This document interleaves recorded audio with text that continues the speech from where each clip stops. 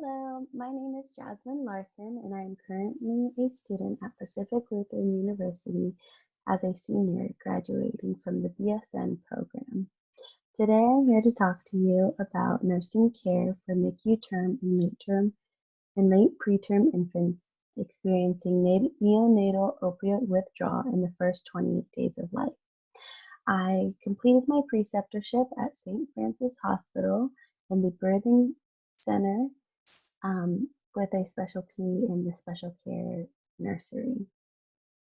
And while I was working in the unit, this topic sparked my interest because um, there was a consistency of infants being admitted to the unit experiencing these symptoms, and this was the first time I seen these signs and symptoms in person rather than reading about them or hearing other people's experiences. And I really wanted to dig deep into the pathophysiology behind this, as well as how to best care for these infants. As I researched, I found a very surprising fact that in 2014, every 15 minutes, a newborn was diagnosed with neonatal opioid withdrawal syndrome and cost the United States a whopping $563 million. I was surprised. I was also surprised that there was a minimalized amount of data provided on the prevention methods. I finally found a lot of data on the planning and interventions for these infants, but there's not that many available options for mothers to go in for treatment before they give birth.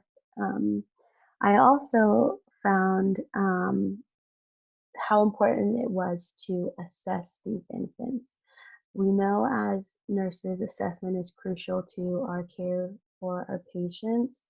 However, it just reiterated that, especially with these newborns who cannot talk for themselves, as they can only cry or show their symptoms, how important our assessment as nurses can be when determining the care for these infants. And this was shown in my clinical practice when we were assessing newborn infants using the Finnegan scale and the Eat, Sleep, Console scale.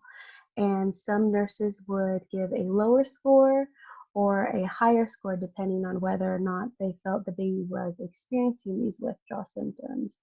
This was crucial because this scale was a determining factor of whether or not these babies were going to receive pharmacological interventions such as morphine, um, as well as it dictates the route for the plan of care you will choose to use for this infant. So if a nurse believes that the infant isn't experiencing withdrawal, however, another nurse is choosing or deciding that the baby does have signs of withdrawal, there can be some conflict there. Um, After reviewing my capstone, I would like to emphasize the importance of those non-pharmacological interventions as nurses, because there were a lot that go hand in hand with the signs and symptoms, and that is that eat, sleep, and console method. Um, and And these interventions also include breastfeeding, grooming in, soothing care, and decreasing stimuli as much as possible.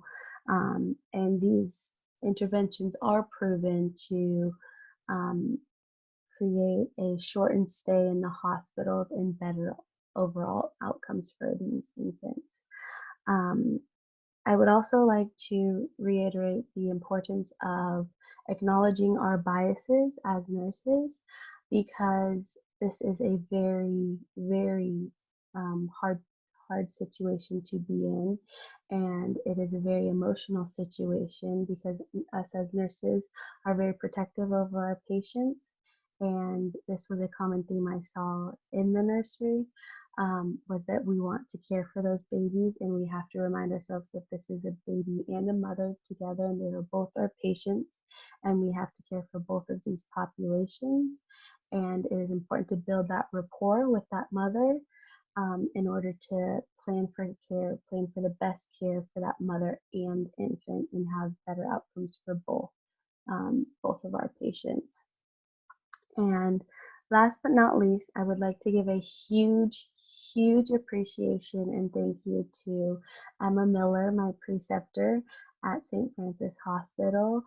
And I want to thank you for pushing me to always think outside the box and come up with new plans of care, and really push me to research the best evidence-based practice, and always to challenge my critical thinking. And I also want to thank Karen and Heather, the unit manager and health educator, for allowing me to complete my preceptorship at St. Francis Hospital, and just the hospital in general for welcoming me with open arms, and anytime I had questions, answering them and leading me into the right direction.